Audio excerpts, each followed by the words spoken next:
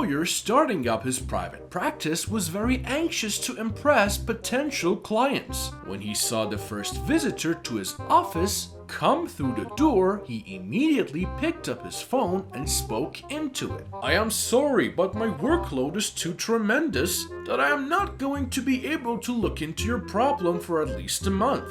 I shall have to get back to you then." He then turned to the man who had just walked in and said, "Now, what can I do for you?" "Nothing," replied the man. "I am here to hook up your phone."